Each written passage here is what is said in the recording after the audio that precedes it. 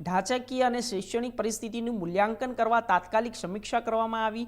તેમણે સૌથી પહેલાં તાલાલા, ચિત્રવડ, વેરાવળ બંદર અને કાજલી હિરણ નદી ઉપરના પુલોની સ્થિતિ તપાસ કરી. ત્યારબાદ સૂત્રાપાડા અને ઉના તાલુકાના પ્રાચી, ઘટિયા, સમીસા, તેની મચ્છુંદરી નદી અને પુલોની પણ તપાસ ધરાઈ છે હાથ.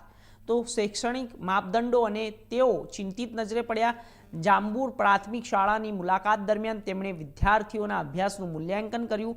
શાળામાં બાળકોના અક્ષર ઓળખવા, મૂળાક્ષરો વાંચવા તેમજ સરવાળા બાદબાકી કરવા જેવી તાત્કાલિક ચકાસણીના સચિવો અને તેમના બાળકોના શૈક્ષણિક વિકાસમાં વધુ સુધારાની જર્જરિત જણાવી અને તંત્રને શિક્ષણની ગુણવત્તા વધારવાનો પ્રયાસ પણ કરવામાં આવ્યો છે અને સૂચન પણ આપ્યું છે.